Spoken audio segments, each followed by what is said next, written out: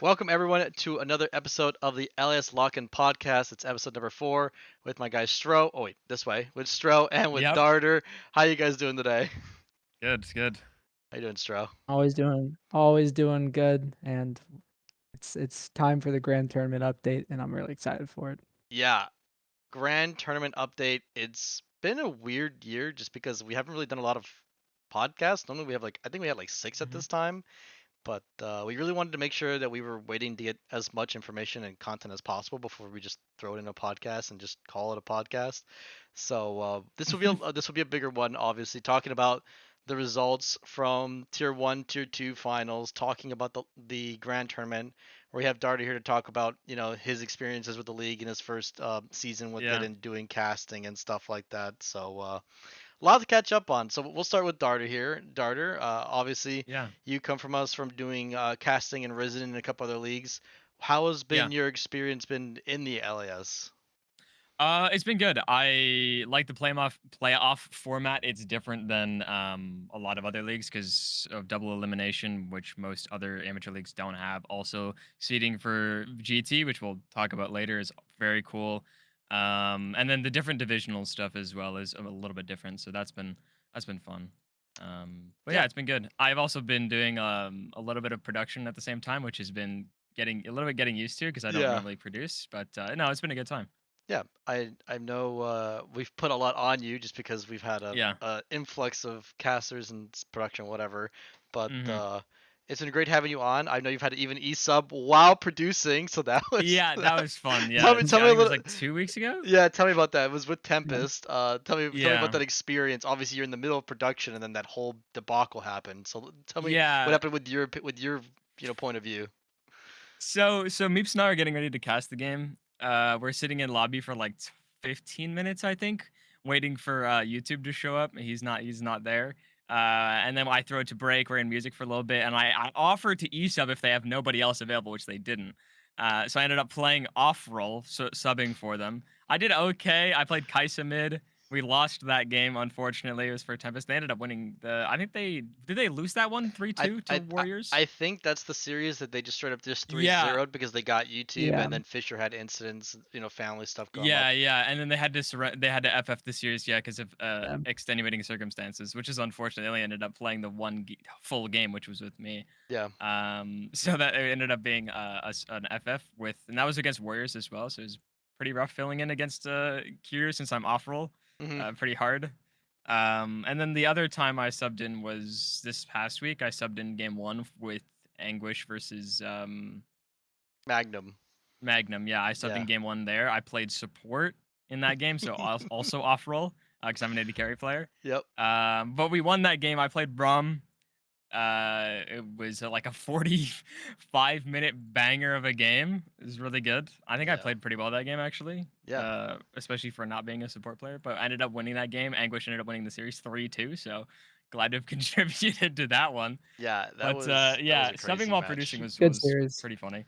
Yeah, that It match was a was really good crazy. series. I lost my voice like 4 times in the middle of that Yeah. series. It was a crazy, just a really crazy ending to the season for a lot of different divisions, I feel like, and for Yeah. now moving into Grand Tournament. But I always think it's funny to bring up the super sub topic, with you coming in subbing for a couple different Yeah, teams. East Mercenary. Yeah, That's what I yeah. was. Now I'm pretty sure you're on an actual team now as a sub. Yes. So Yeah. that's Listed on Tempest. Yeah. yeah, Yeah. yeah, so that's cool. So, that's been really cool. So now we'll talk about, the tier one finals. I think we'll start obviously in order with Masters. Mhm. I am not surprised by the result by Ragnarok winning. I was Yeah. surprised it didn't go the distance like all of their other previous matches have been with ABB. Stro, do you think there was any difference that really caught off guard there for Ragnarok just looking stronger? I think it goes back to their series where they did the reverse sweep. I think they I don't know if there's actually anything they found or just they hit their groove together. But after that reverse sweep, I didn't really think it was gonna be like just like another 5 game series. And I think they found something to attack Yeah. and they kind of stuck with it. And I mean, I'm surprised like you, but still, it's I'm glad that they did pick something up, I guess. Yeah, Dara, did you have any thoughts on that series or Ragnarok as a whole? I Yeah. guess. I think I mean I think Rag is cut above the rest of the teams in Masters, even though ABB's taken them the distance multiple times. I do feel like they're uh, pretty clearly the best team. Yep. Personally, I was surprised that Mint didn't go further in playoffs. Yeah. But I after think their we I earlier think we series both agree on that versus one. yeah, after like their first series against ABB, I wasn't necessarily surprised that the second time they played them in losers finals went the same way. But I was expecting them going in to probably be the second seed out of Masters. But Yeah. yeah, in terms of the finals, I'm a little bit surprised that ABB's took Rag to 5 games multiple times. Yeah. And like even during the regular season, I'm pretty sure they played a full set with them as well. So it's yeah. I'm surprised it was a 3-1, but I'm also surprised it wasn't like a 3-0 or a 3-2, which is the only two results I'd expect out of those two teams.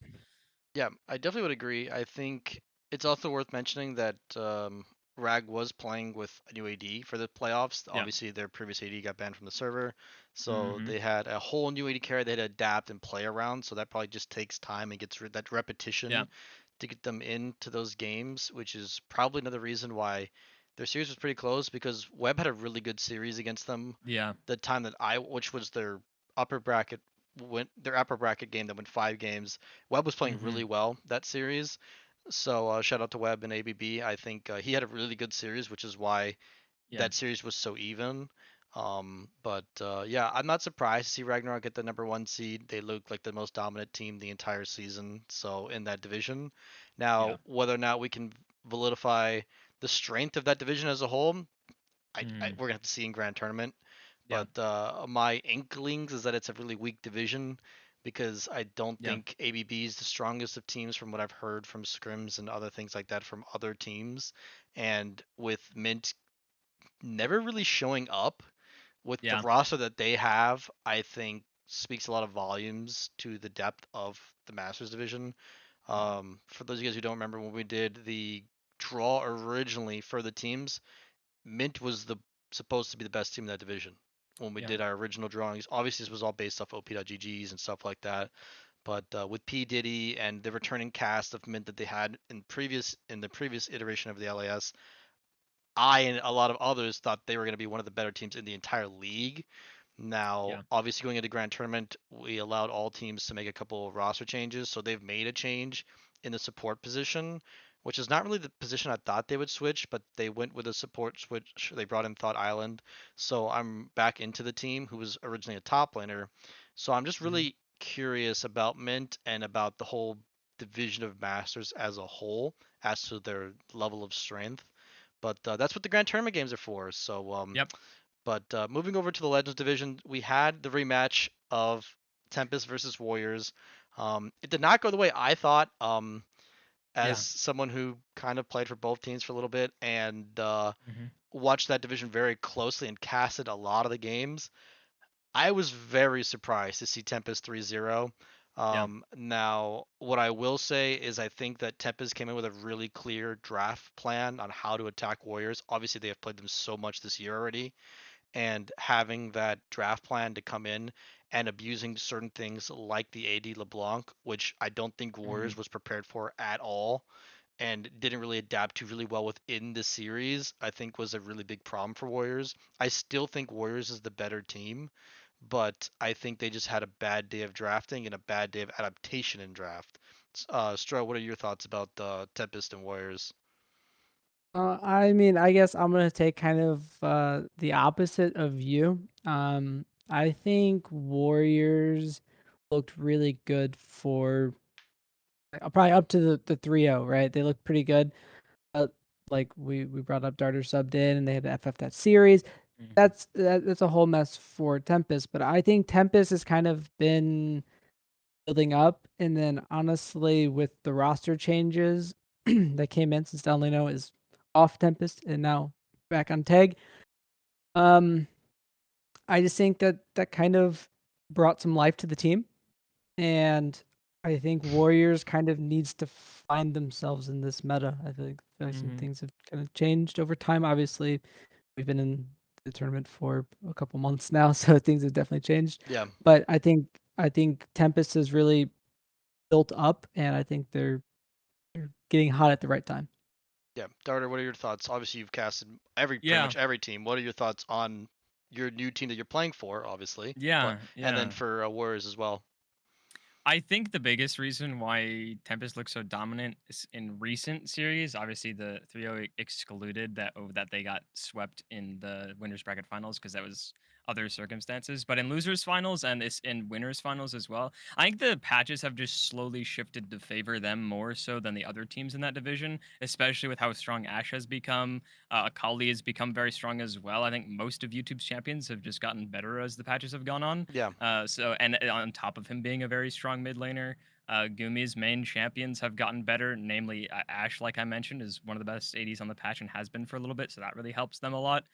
And then I think also on the similar vein to what Stro was saying is the change in support and the other roster changes they made with top lane kind of just restarted that team and gave them like a fresh point to start from, so they don't have a bunch of other things that were happening in the background with that team. So I think that helped them a lot to have a clear head going into that finals. I think, and I think the opposite's true for Warriors, especially with top lane. I know that Colin is a very strong top laner. I think the meta's kind of shifted away from side laning so much, so it's kind of hurt them a little bit. And I think that the meta's also hurt their bot lane picks as well, especially with how that team drafts and how much pressure they put on Witty to make things work, especially with how many times that they first pick AD on blue side specifically. yeah. It makes it really hard for him in a lot of games, I feel. So I feel like most of their issues, or about half of their issues, I'd say, are in draft. And the way that they've been drafting is a bit outdated, I think. It's about like 3, 4 patches behind. So if they can come into GT with a new idea of how to draft, then I think they can still be very strong. Yeah, I definitely would agree. That's what was my biggest complaint while I was casting their final is they felt Hmm. lost with what they were prioritizing, which is always the problem when you have a lot of people who want counterpick, right? Everyone wants counterpick in League. It's just about what rules it's better suited on to have it. I felt like Kabu came into the series not really having a plan of what he wanted to play in Yeah. jungle, which didn't really help him. He's been someone who's been performing so well and has been a main reason why Kiru has also looked really good because I think they play off each other so well. And then when you're first picking things like Varus, which is still not like Mhm. insanely strong in the meta right now, and then giving over like a lot of because that's the problem with Tempest now, right? Tempest has an actual top laner, no flame to Tommy, but Tommy's a support player. He plays support. Yeah. He plays top lane when he needs to, but he's not a top laner. And Yeah. giving a main top laner like their main champ, like for example, I think Hmm. Mismatch's main champ is like Kled. There was a game where Yeah, like they by gave far. like 3 1 tricks all of their champs, so like because they just were so lost with what to do with their picks that it was just a little chaotic in the draft. So I definitely think with Warriors, I forgot how their group looks up, but we'll look at it later. It's going to come down to their draft adaptation to the new patches that will continue to come out, obviously, because we're Mhm. on 19 now. There'll be 20 will come out in 2 weeks, and then they'll continue to roll through Grand Tournament. Yeah. And if they want to progress through GT when they're starting to play against some of these better teams, they're going to have better draft adaptations, and then having a better identity of champ pools that they want within their players. Because at the end of the day, like I said, everyone wants counterpick, but it's about identifying how your team plays and how you can use those counterpicks for those players, right? That's always Hmm. the bigger thing. But and then we'll move on over to Champions Division, which is the champ division me and Stro are in. Um, Yes. had a very unfortunate loser bracket final. There's really no way to put it. Yeah. We lost our mid laner due to some health concerns for that Hmm. series. Our sub was asleep, good old subs. So we had an E sub. We only had 2 bans against a team with a lot of one tricks and Moist for Mermaids, and it just wasn't the showing we were looking for. Pretty disappointed, to be honest, but I mean, it certainly lit a fire under my ass, and I'm sure everyone Yeah. else on the team's ass to show that that result's not what we're going for.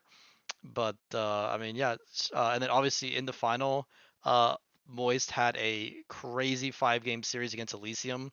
Again, Hmm. this is another series, unironically like Warriors, where the higher seed didn't adapt well in draft. Yeah. They didn't adapt really well to Moist playing these mages bot lane.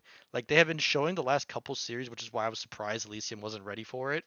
But they didn't do very well with the AD LeBlanc, just like Warriors didn't. They didn't do a good job with the mages in the bot lane. So I'm really curious to see Elysium's level and obviously our level. I can't say for Moist because they disbanded, but Yeah. for the Yeah. other two teams. So Stro, give me your thoughts obviously on Tag and the other Elysium in Champions Division. Yeah, obviously going to loser bracket finals definitely wasn't what I expected. After we hit our hot streak, I thought we had it. Got reverse swept, obviously. Yeah. We go down, and once again, I feel like the reverse sweep also kind of lit a fire under all of us. I think we were all kind of like really gearing up for this match against Moist, and then we're just out our mid laner, and we're trying like, oh yeah, this sub it might work. We'll give it a shot. Doesn't show up. E sub, and then we're just like, oh well, let's get it to work.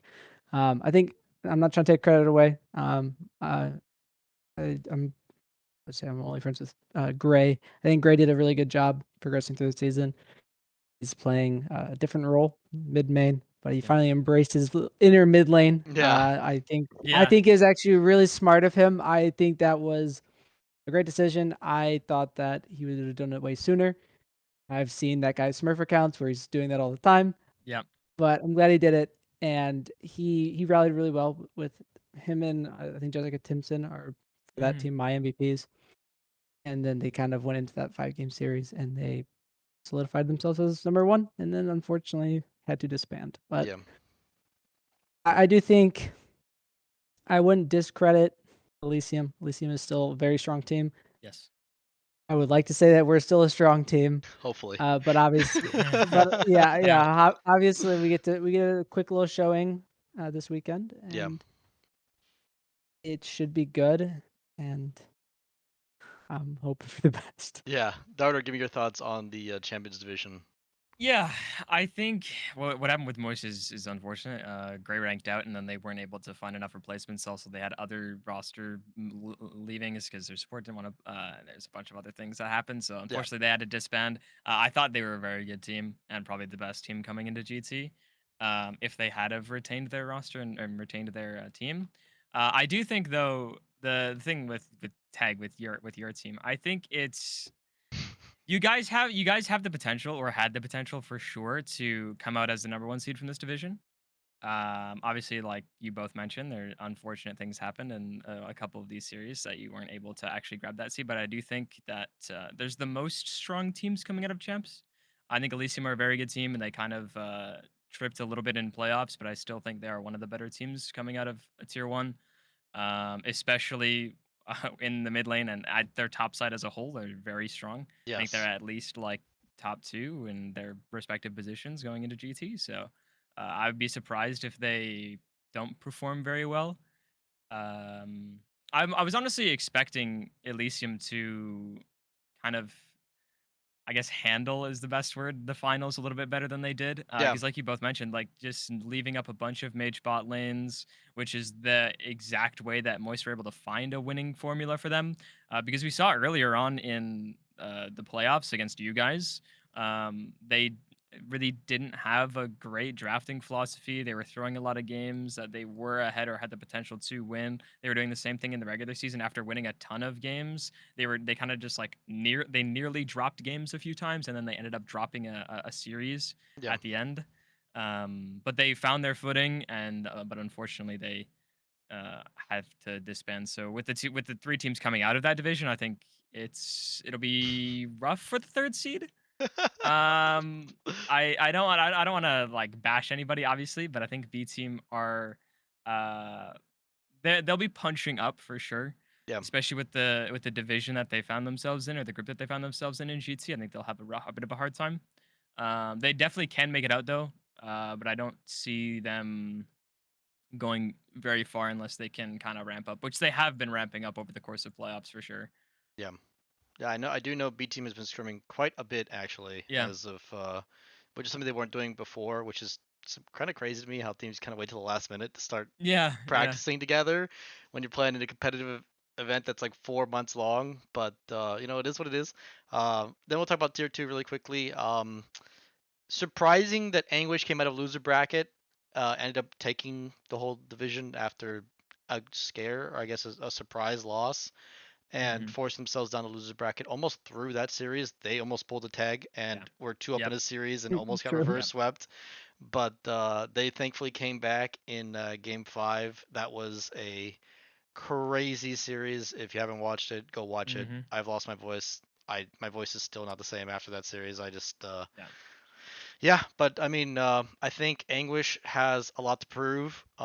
They were one of the two really, really well-known, really respected top tier two teams. The other Mm-hmm. one disbanded, so Yes. gonna have to see for tier two what are their results going into grand tournament. They're in a pretty hard group, and Yeah. with three tier one teams, and then for the other, I think the team that is like sneakily has a good chance to getting out of groups is probably Crusaders, but we'll talk about Yeah. that later. But I think for the tier twos scene as a whole, with Tenebrous leaving, which was the most dominant team in tier two, going Mm-hmm. 18-1, just destroying. I mean, I watched their final while we were casting the Anguish final. They were winning games in like 18 minutes. Like it was Yeah. insane to watch Yeah. how good they were playing.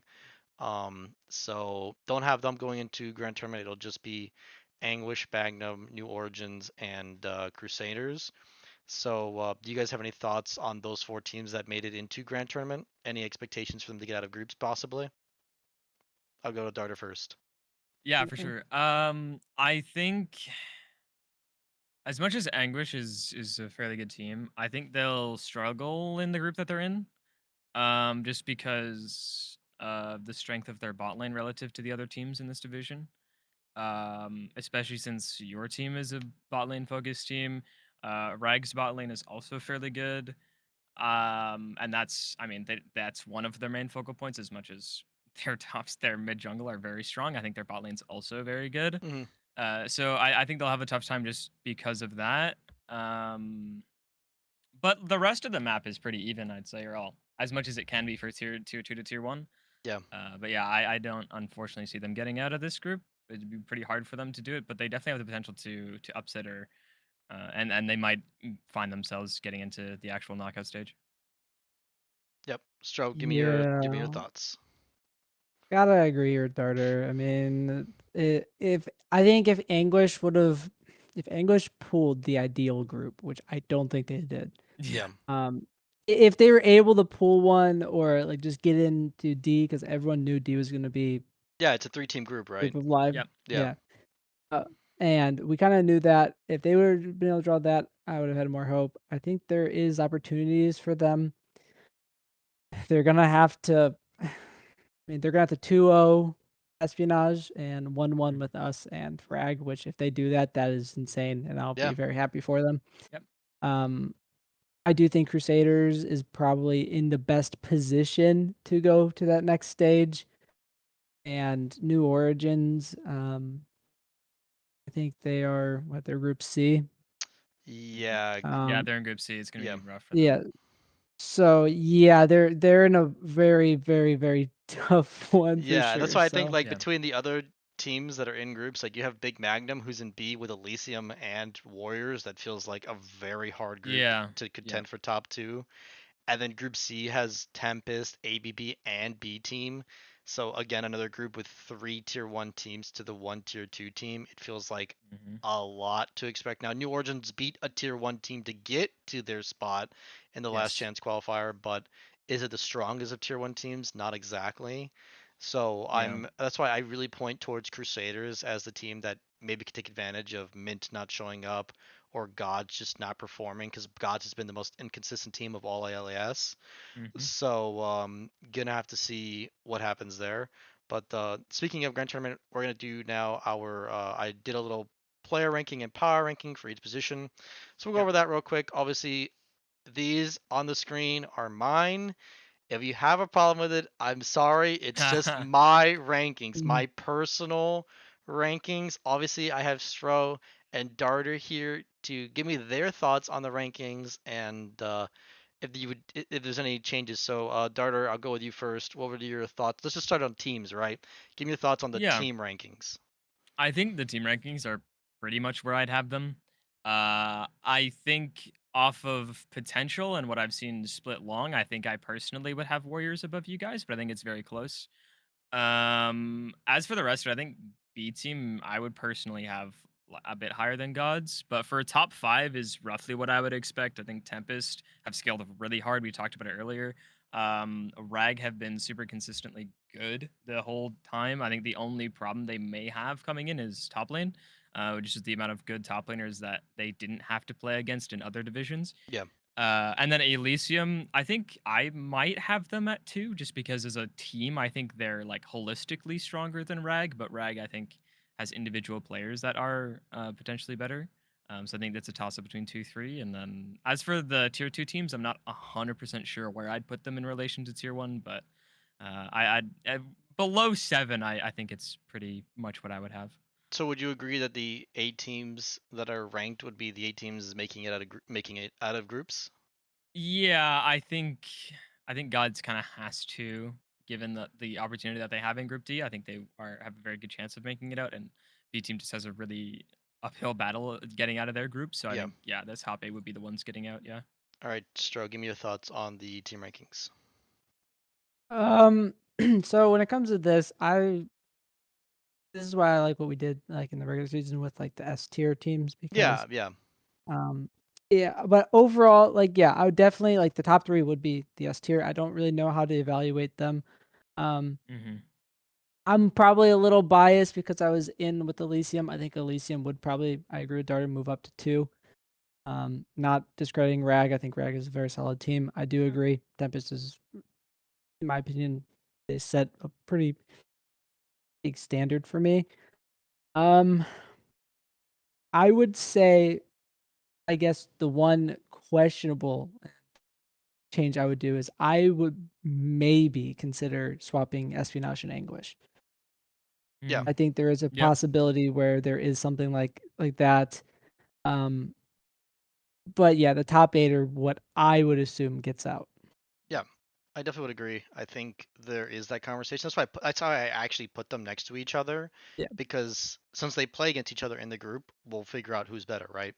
Now, obviously, we're assuming it'll be playing for third, but you never know. But that's what I assume that Espionage and Anguish are pretty close, and I think Anguish is still pretty far from B team from what I've seen from scrims against them one another. They're pretty Hmm. far from B team. So I think they are closer more to Espionage than that of B. But we're gonna have to just see. Now moving into, let's just go roll by roll. So by in the top lane role, Darter. Obviously you see the list. Yeah. Is there anything you have any quorums with? Um, Not particularly. I think PDD has to be number one. Yeah, I think you can have your argument two through four. Who you personally like more playstyle wise, because these three top laners play a little bit differently from each other. yeah, Especially Colin is very. I think he's the only top laner that really plays the way that he plays. yeah, So it's kind of hard personally for me to rank Colin against some of these other top laners. But I think PDD has to be first, and then I think any of the top laners like 5 through 10 are very close to each other. And I think depending on the games that you've watched and depending on the scrims that you've seen, you could change them a couple places around. But I think I'd probably put Macklin a little bit higher. Um, but yeah, I think that's about what I would have for top lane. It's really for me, it's hard to rank two through four. But I think um, just because they're such different players. But I think P Diddy 100% has to be first. yeah. Stro, any thoughts on the top lane list? I'm in a pretty similar situation to Darter again. I think P Diddy has solidified himself as the best top. I don't think it's even a question. Um, Now, where it came tough for me, Darter said 2 to 4. I would say 2 to 6. I think 2 to 6 is a pretty like it's a very large group. I think depending on if people get their champions. So Yeah, some people are limited champion wise. I would say 2 to 6 is close.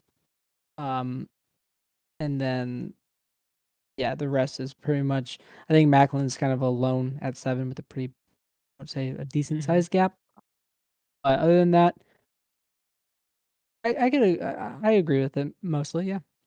yeah. And I mean, obviously, I have a lot of respect for some of the tier two players, which is why you see someone like Yeah, Kest being above a tier one player, just yeah. because I do think and you'll see that multiple times through the list, will where I Hmm. value tier two players, because just because they're in tier two doesn't mean they're good players.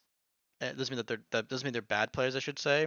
Hmm. And a lot of them do a lot for their teams. So I think for Kestov, he does a lot before it comes to how they draft. From what I've seen from Anguish, they put him in a bad spot most games because Yeah. he's playing tanks every game. He is picking early, and they are doing some kind of flex with him in the jungle or something like that. He'll play Galio. He plays all kinds of weird picks, but they work for him, and he's not punished by it. Now we're gonna have to see when he starts playing against some of these tier one top winners if he can still have this philosophy and get away with it. That's always what the games are for, when we see them match up against players that are quote unquote better than them. But yeah, I mean that's why I have the list the way it is. Obviously, the bottom of the list is all I think very close. Like Darter was saying, I think once you get to like 9 through 14, it's very close. I don't think it's anything that is like that insane of a difference. So if you see Yeah. yourself in the bottom of the list, don't be like, "Oh my God, this guy hates me!" Like, it's Yeah, just it's hard. it's hard to rank players, especially for me, who's someone who is playing to be able to keep up, and because obviously we can't stream everyone, so it's Hmm. hard for me to watch and get a lot of notes on a lot of these players. But that's it for the top lane. Obviously, move to jungle now. Straw, I'll let you go first this time. What do you think of the jungle list? Um, I would say that I think 1 through 5 are pretty. I think it's pretty close. I do think Fisher is definitely the one. Then I'd say probably 2 to 5. It could be interchangeably. I think Kabu near the end kind of did push him back to the number 5 spot. Yeah, Um, One person that I do agree, and I could even see maybe a quick push up would be Stat Patter. yeah, I I would did fill agree. in for a stream for them yesterday, and I think Stat Patter is actually really, really solid. Obviously, he has his top lane champions in the jungle, uh, but just his play style, and from what I've seen, he's a very, very strong jungler. So I wouldn't be surprised, and it's really good because he gets to play against Juice, who is in our group, so he gets to prove that. Yeah, Um, but yeah, no, I think this is a pretty solid list. Darter, any thoughts on it? Very similar, honestly. I think I going into playoffs, not at the end of playoffs, would have had Cabo higher, Yeah, me too. significantly higher. I think I voted him for first team jungle. As most of us did, I So think. yeah, yeah, I think he would be much higher going into playoffs. Obviously, like I think their drafting hurt them more so than actual individual play. But yeah, I think especially with how Fish played throughout playoffs, I think he definitely deserves to be at the top spot going into GT. Like Stro said, 2 through 5, really, you can have your way about it who you want there. I do think Romeo though deserves to be in the top part of that. Been a very big part of Elysium the whole split, and had been very consistent throughout most of their games. And much like yeah, both of you, I think Stat Patter has a case to be potentially a few spots higher. It's just personally for me hard to rank a player like Stat Patter just with the champions that they're playing. It's just really hard to rank someone who plays mostly off meta champions against other players who play almost exclusively meta champions. But I think he's a very skilled player and definitely can stand up to a lot of these tier one junglers. So Yeah, I definitely agree. My problem with him is not his skill, is what happens when he doesn't get his champions. yeah, So in series or in scrims, I'll go off of both data that where he doesn't have the Scion, the Dariuses, the Orns, these three main champions that he feels extremely comfortable on, he seems to struggle, not just with his play, but even with just itemization. I saw a game on their in their finals where he went full tank Jarvan with like a tier and going like like Fimbulwinter and like all of this like weird sorcery, and he didn't look very comfortable on the champion on Jarvan. So that's where I've seen him kind of struggle, is where the enemy team attacks his pool, and then you have to see how he looks without it, right? Against some of the better players. So, but I definitely would agree. I think Fisher for sure for me was lower going into playoffs, Hmm. but he has played really well in the playoffs. He was one of the main reasons why they simply just beat Warriors senseless in the games. And so I look at him to be a big focal point for that team. As you see, I mean, I have them ranked number one team, and they only have two players that are ranked one in their spots, right? So I definitely think he's one of the main driving forces. I do agree that Romeo does a lot for Elysium. I mean, in our series against him, I think we were like three banning jungle almost every Yeah. game. Yeah. So it's definitely someone that I respect. Obviously, Hot Asian Grill, my favorite gold jungler. Yeah. He's my guy. I really like playing with him.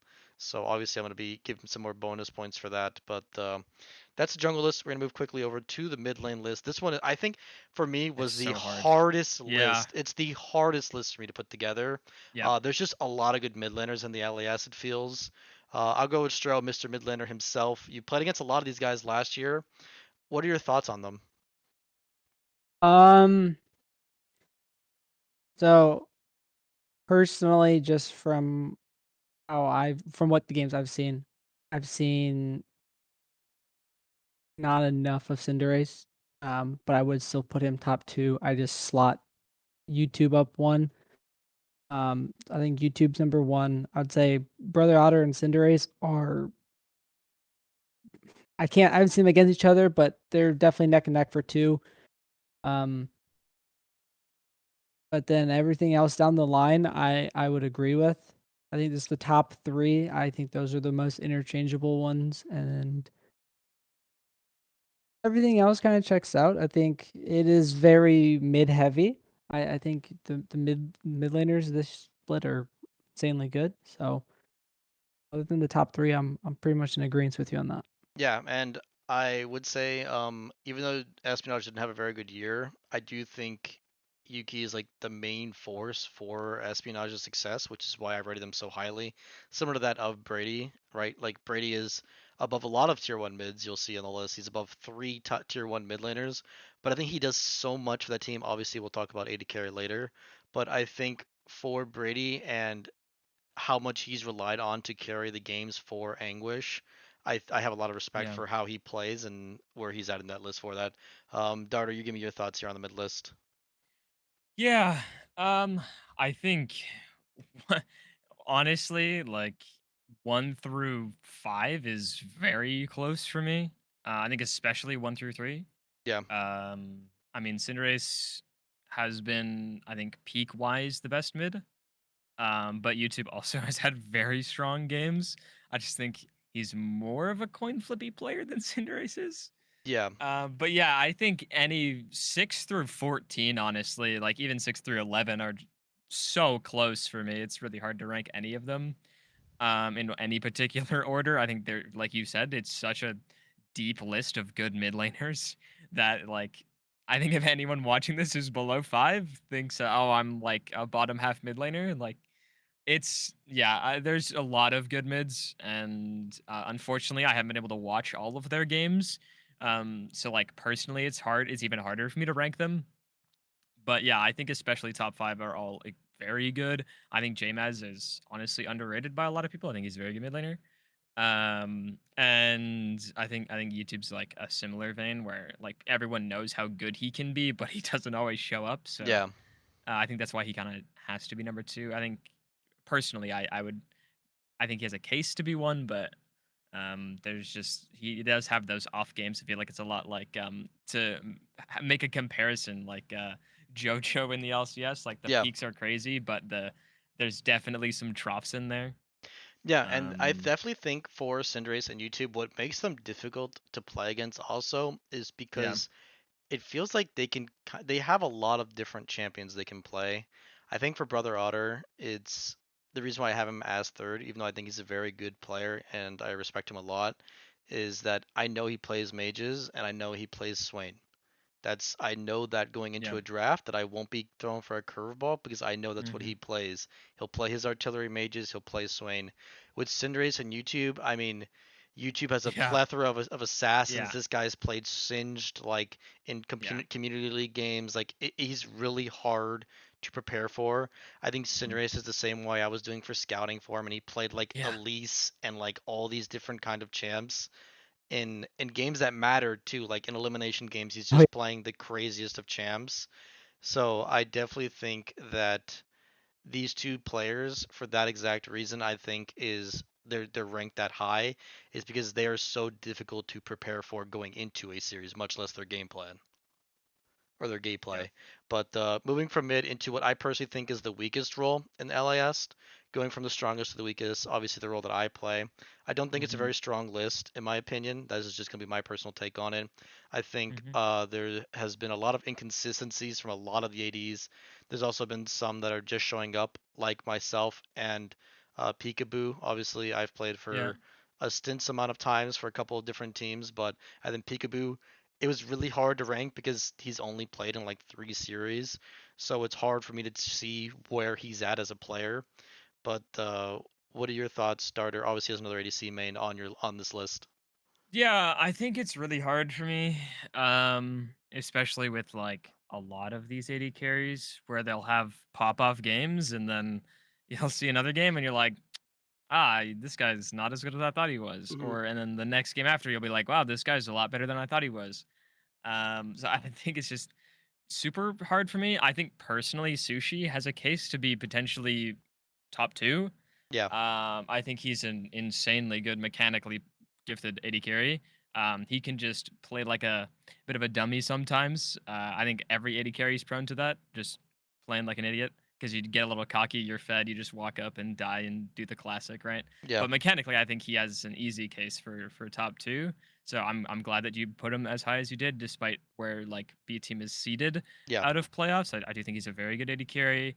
I think it's like a similar vein with Witty, where it's hard for me to rank him because I do think he's a very good ADC, but he's kind of hurt by the way his team drafts. Like I mentioned it earlier when we were talking about playoffs, he's a lot of times blind picking ADC and not necessarily picking ADCs that are great to be picked blind.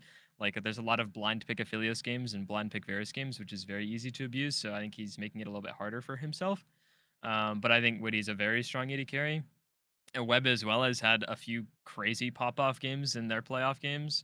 And then they've also had a few games where they're just kind of a passenger. And it's hard to rank a player like that where they have these high highs and then other games they're not playing to the same level. And I think a lot of these AD carries are like that. Gumi's like that, where he'll have some crazy games and then other games he's just chilling on Ash with double the amount of assists that he has kills. And it's hard to rank players like that. But I think definitely, at least in the few series you've played, you're probably what I would put as the best ADC. But that's because you're an elo sitter and everyone knows that. not an Eos. I I think have a 42% win rate, man. I think Vortex is another hard one for me. I think he's very similar to Webb in a way, but just less of those invisible games. Yeah, Just more of those pop off games. And with a team as good as Elysium, it's like you don't always have the opportunity to pop off just with the amount of good players that they have. But yeah, I think the 2 through 6 are really tough for me. Even 2 through 8 are really hard just because each one of these players has their own case to make for being top 5 or top 3. And I think it's just kind of a toss up on who you think is most consistently good. And then I feel like this is going to sound a little bit flamey, but there's a pretty decent drop off after 8th yeah, to a lot of these other AD carries. And it's not necessarily that they're like bad players mechanically. I think each one of these players has shown that they can carry a game in the carry role, especially given how important bot lane has become after in any game, especially with that team fight focus the meta has become. So like all of these AD carries have shown that they can be that carry for their team. They just have a lot of those clippable moments where you're like, yeah, that was definitely a mistake and a very avoidable one at that. And then there's a few other players that like don't necessarily have the strongest lane phase, so it's hard to put them any higher than where they are. So, but yeah, I think there's definitely two groups of ADCs. The top one being much larger than the bottom one. yeah. I definitely would agree. I think especially for some ADCs, it just becomes down to what champion they are playing. Yeah, For especially for someone like I know Gumming very well. He's one of I'm my like that. he's one of my he's one of my better best friends. Yeah, So I call him out all the time on it. But yeah, his play when he's not on Ash is Yeah. severely different than when he is on Ash. So that's always something, as a friend of friend, I'm always trying to critique him on and show him that he needs to expand his pool. Because even when he's on like some of these super insane like elo like terrorizing solo queue champs, like when Kaisa was really strong and is strong right now, and some of these other champs, he just doesn't look very proactive in them. He's more of a passenger, so which is why they've thrown him on Yeah. things like Seraphine, things like Senna, going into their playoffs. So I'm not really surprised by that. So that's why I have him a little bit Yeah. lower. Stroh, what are your thoughts on the bot lane list? Um, I kind of agree with the top 8. Especially with like what Dar was saying. I think there's just like those top 8 are the I could like depending on gameplay, like you could definitely I could see Woody moving up like based on a game or something like that. Yeah. I will say that there is like obviously there's capabilities for all of these players to pop off, but I'd probably say the top 5 are the ones that you constantly like you'll get like as you guys are saying, like the not invisible games. Yeah. Um, I think with the addition of you to TG, I think we had like an identity crisis before. We had a lot of things going on behind the scenes that we had to work on, and I think bringing you in really we brought in a strong lane. Like you want to be the strong lane, and I think you kind of Hmm. you get a lot of that in game and you can like watch it typically. So yeah, I would agree with this list. I could see a few changes here and there, like Witty maybe sliding up a little bit more. Yeah. Um, but overall, I could agree with it. Yeah, I definitely think Woody and Webb are both underrated in my eyes. They're both Yeah. on Yes. teams that were good, but weren't able to get over the hump. And Yep. whether it's the draft prep or whatever else is going on behind the scenes with their team, I think they're both teams that can be sneakily very good in Grand Tournament. So I'm excited because they actually play against one another, which is great. Hmm. Oh no, they don't actually. I forgot. It's Gumi plays against ABB. So I'm Hmm. I'm hoping that later on they will slot against each other. I'm Yeah. really curious to see how someone like Woody does against Vortex and how Gumi does against Web. So those are some matchups I'm really looking forward to seeing, and even seeing both of them fight up against Sushi again on a weaker team. But I put Sushi Yeah. up He's much super good. higher Yeah. because he's really good. Like Sushi, his problem is he has very questionable decision making Yeah. sometimes. Exactly. Yeah. He's a really good mechanical player. He does everything you Yeah. expect of an ADC. It's just sometimes he's just a little headstrong, where Hmm. he has the killer mindset, but not always able to have his team or his own play execute with that killer mindset. So that's always why I drop him down a little bit of points. I think someone that we haven't talked about at all is We'll Show Them All. Yeah. Obviously, he's someone who I had a lot of expectations for. Just because I've talked to him a lot in LASQ, he's played a lot of games in LASQ where he's like so single-handedly carried games, and even last season in Mint, in Tier 2, he was just absolutely dominating everyone. Hmm. So I had a lot of expectations for Jake coming into the season. Yeah. Now, has he performed to those expectations? No. Honestly, from my personal expectations. Now, do I think that's in part of the fact that they've had, I think, 3 or 4 different supports that he's played with in 5 weeks of Hmm. play?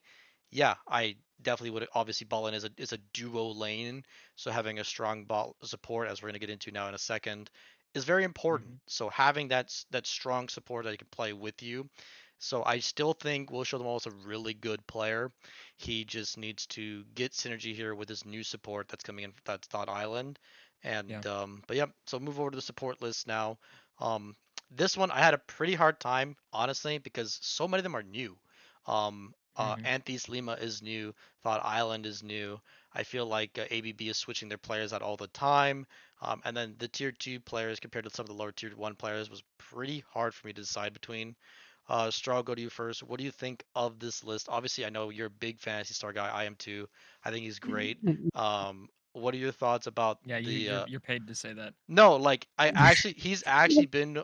Obviously, I play with a lot of different supports because I've been on a lot of different Yep. teams. He's Yep. someone that I like. I don't have to say anything to him. We just have the same mindset of what we're gonna do, Yep. and we're both really philosophical about how we play the game, and we're thinking like before, like 2 steps ahead. And like even now, is like me as a player in the past, I never really shot called, whereas now I'm giving a lot more information than I ever have. And I give that in part to him because he gives a lot of information going into games. Hmm. So he's someone that I rate really highly. So I'm curious about you looking at this list and what your thoughts are. Yeah, I am definitely a Fantasy Star enjoyer. I think honestly, fan. Obviously, we have the behind the scenes view, so I get to see what he does in terms of comms, what he does in terms of like how the team functions. I would put fantasy tied with number one with Tommy. I think those two are, in my opinion, just the best supports in the league. Obviously, I'm basing Tommy off of one series, but in all reality, I'm looking back at last season. I think Tommy is a very he plays so many champions. He'll do so many different things, and that's why I think another big reason Tempest kind of turnaround Yep. was Gumi and Don. I don't know if they really meshed too well, and I Yeah, think Tommy and Gumi. I think Tommy can kind of mesh well with anybody, so he kind of made it work. So outside of that, I just move Fan to a tie with Tommy, and then everything else I would kind of agree with. Maybe Decoy, maybe slots up one more because I know Mata is an off roll. yeah, But other than that, I mean, I just think it's just like two people moving up a slot. Um, that's all I really got. all right, Darter, you give me your thoughts. Yeah. Um, I think I agree with most of what both you said. I do think Gunnythick is very good and deserves to be where they are. So I think I do agree. I I do just think Gunny's really important for that team. yeah. It's really hard for top four. I think Tommy deserves to be number one as much as they're role swapping back from top lane into their what I consider their main role, even though they can insist on playing everything. Um, they are a very good support and work well with Gumi and can make him not play so passively. Yeah, Because I think Gumi's like just inherently prone to just sit back and CS, and Tommy just kind of pulls him out of that and allows him to flex his muscles. So I think he is a great match for. I think that bot lane's a good match for each other. So I personally think he's the best, and then I think 2 through 4, those three guys are all those two players are all really close to each other. They're all very good for their own reasons. I personally haven't played with any of them, so I don't know like the nuances of them in game or anything. But watching them play, they're all very strong. And then I feel the same way about not necessarily Thought Island. I haven't seen him play support, so I don't know. But 6 through 10 even I'd say they're all have they all have shown that they can be very influential in their respective series yeah, and on their respective teams. I think Decoy had an amazing finals with Anguish. um I think he went super under the radar as much as you have him at 10. I think he played really well in that series. yeah, Super Bros has and Witty have done a great job with what they've been given. I know I mentioned it multiple times that Witty's kind of have had a tough time with drafting, but 543 has been able to, and Witty have been able to make it work. So I think he deserves to be up that high. And then with Duchess Violence and Motherfucker, I haven't watched them play too much, so I can't really speak to them in that much detail. But the games that I have seen from them, they've looked pretty good. So I think it's very close. Um, Outside of the top four, and then I think the top four is very close. yeah. I would definitely agree. I definitely think Deco had a really strong final, and Yeah, in now playing against them a couple times in scrims, I do think he brings a lot of communication to that team. yeah. From my personal experience, I think their other support that they have as a sub is great. I think she does a lot to help Dolph lane, which is someone really Mhm. didn't really talk about in that bot lane list. Obviously, I have him listed as the worst AD coming into Grand Mhm. Tournament. That's with no flame. That's just my analysis of how he plays the game. I don't think he's a strong laner or a strong team fighter. Mhm. So I think it's hard to have you high up on a list when you can't do either. And I think Decoy is more of a team fight player. He plays more for engage style. He plays the Alistar, the Rel, those kind of the Rakan, those kind of champs that are more for the team fights. Whereas Anguish's other support is more playing for more for lane. So she helps get Dolph off the ground when it comes to this Yeah. lane with things like Zyra, like Janna, like Lulu, a bunch of different enchanters and mages that they can play in the bot lane. So I definitely think Decoy brings a lot, especially to the engages that that team will use and to the team fights that they're looking for. I think he does a lot for that team. Um, Someone that I have ranked a little bit lower is Caller of Time. Hmm. Again, another one of my buddies. I rank him lower just because this is like his third position he's off-rolled in. He's Yeah. an ADC main who started True. the Yep. season playing jungle, and then he went to, I think he played a series in mid, and now he's playing support with his good buddy in Sushi. So Hmm. I rate him a little bit lower because I think his champ pool is pretty questionable.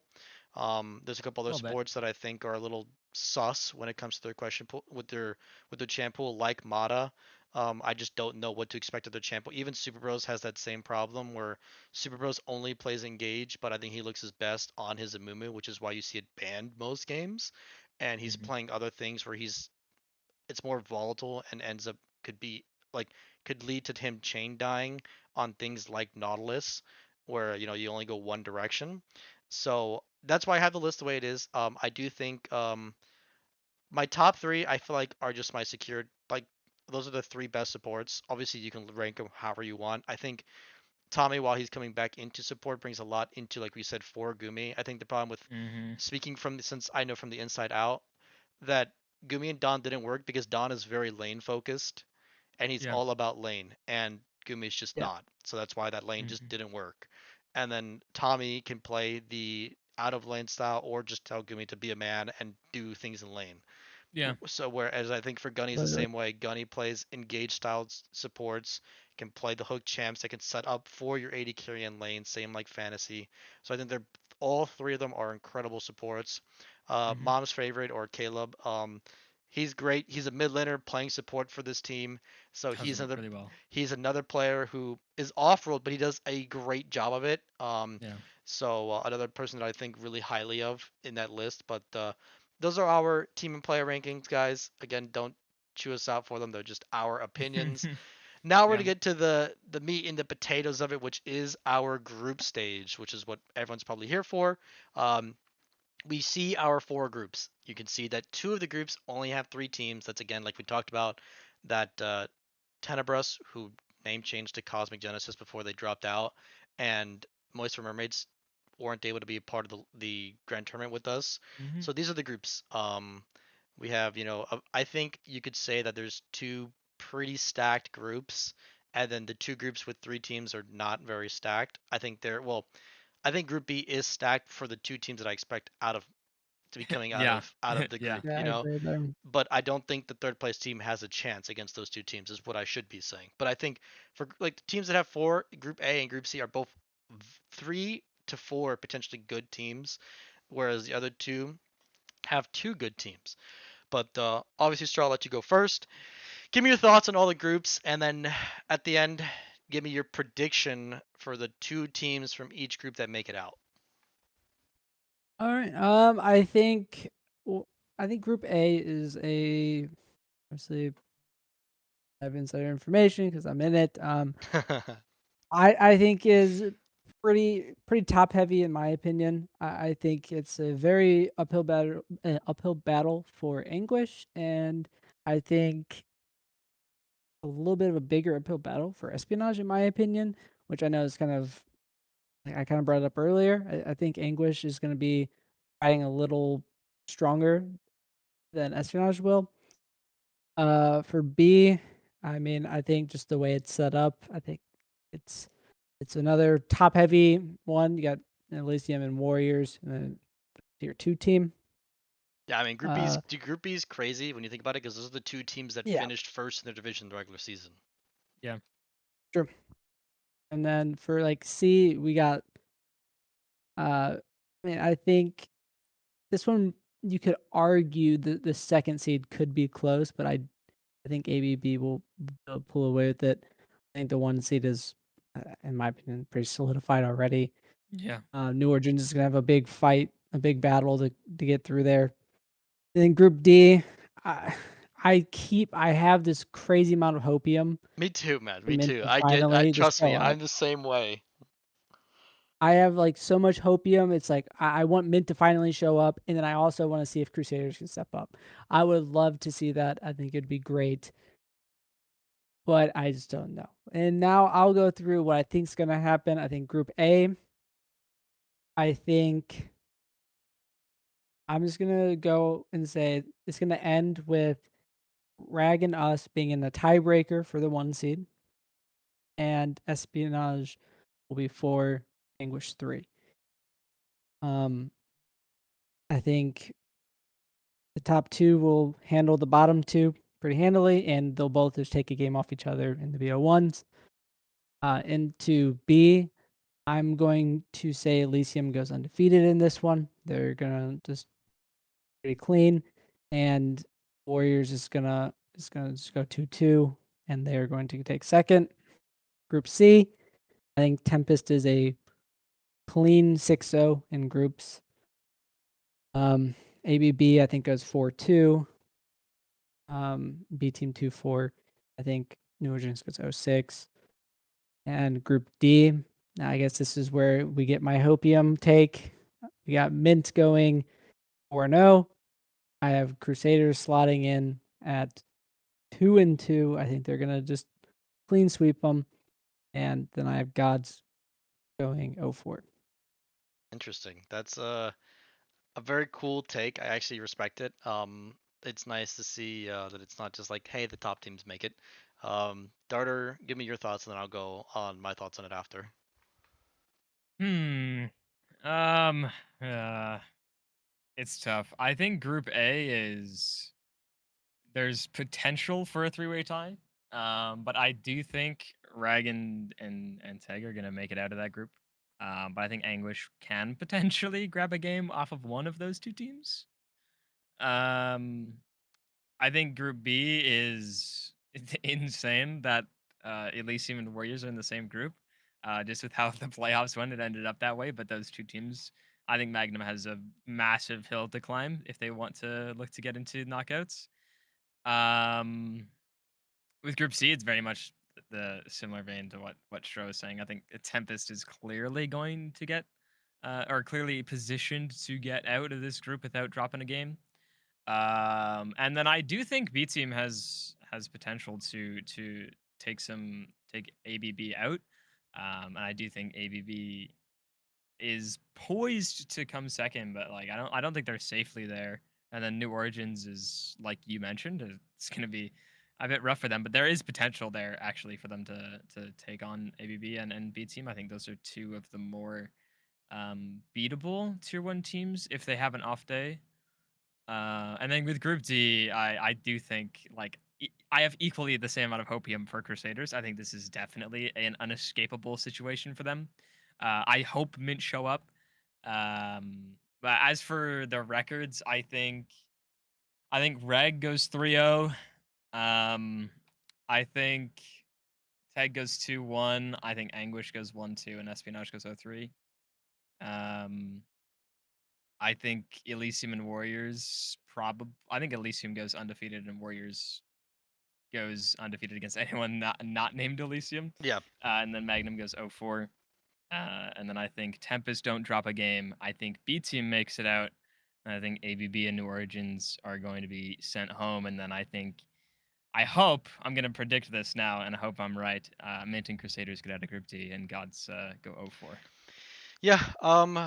I echo a lot of sentiments here. I do think, as we see in the regular World Championships, which is why we mirror this exactly like that, I think your lower seeds can ruin a lot of plans for all of these teams that are thinking they're going to get out now, or these teams that are vying for that last spot out of the group.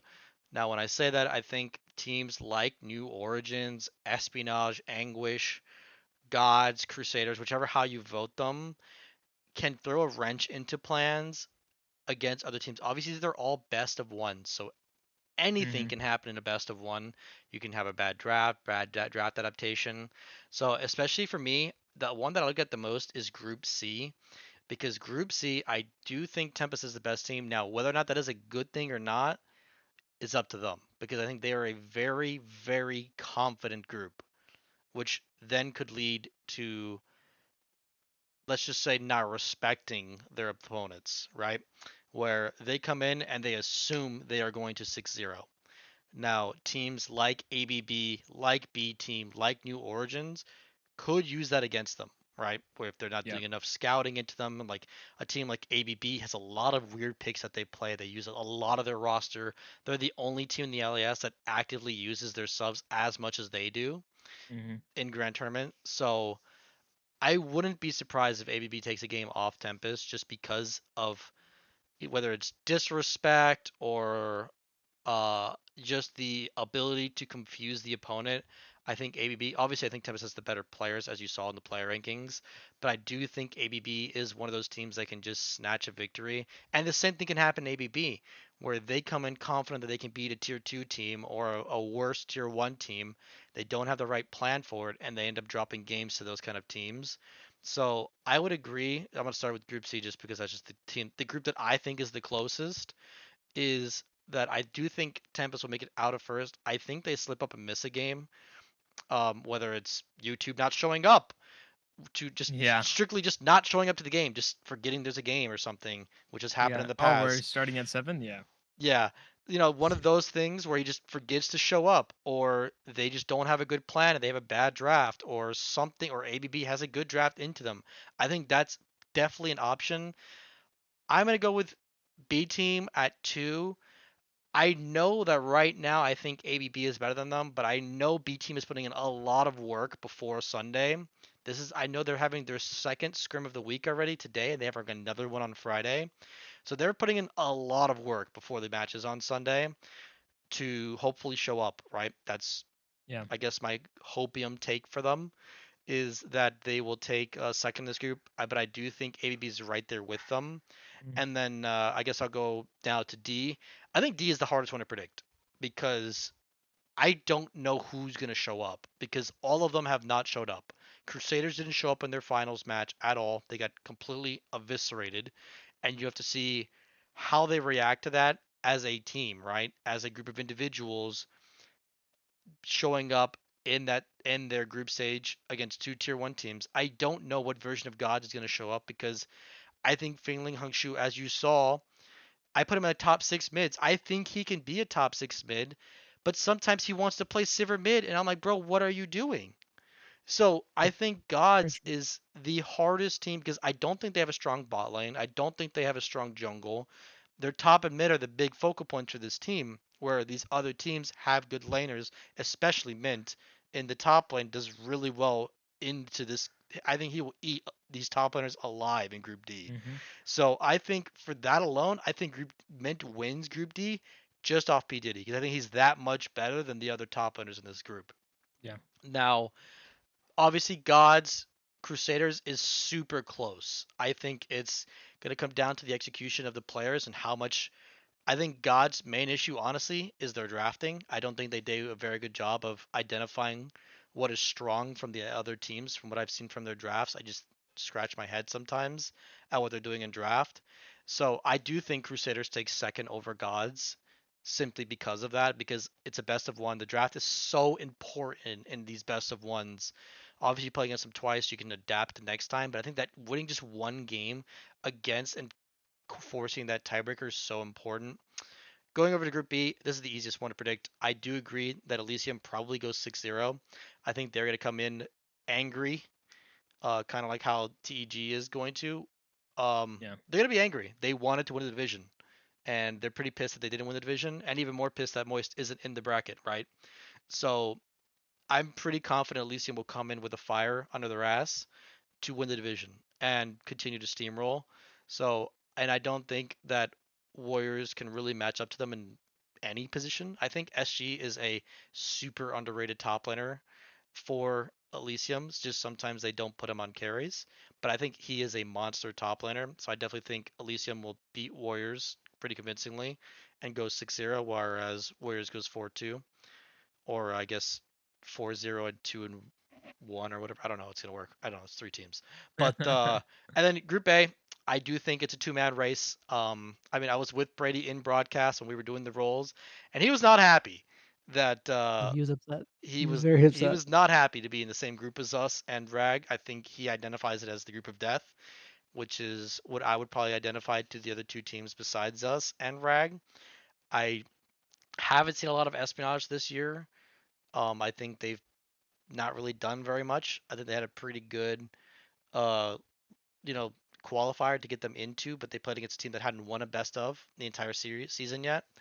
So I think they were similar to B Team, where they beat the team they needed to get into Grand Tournament. Now it's about what version of them shows up in Grand Tournament. But I would agree that I think it's Rag and Teg in the top. I'm not going to list them because that's just would be too biased for me. Because I do think we're going to be number one seed, but whatever. But I think us and Rag will be coming out of groups, and I think that Anguish will be able to beat Espionage. But only time will tell. I mean, Rat can have a great series, great group stage. Twitch is buffed, so but Yep. that's it for us on the group stage and for the episode. Darter, thank you so much for coming on, and Yeah, no Stro, as problem. always. For those of you Yeah, guys thank you. who are still watching, thank you so much for watching the episode, and give us a comment. What do you think about the player rankings? What do you think about the team rankings? What do you think about the group stage? Give me your thought on all of that, and we'll be back after group stage has concluded. So before knockouts, we'll just do another podcast here to talk about our expectations for the knockout stage. But again, thank you all for watching, and we'll see you guys on the next one.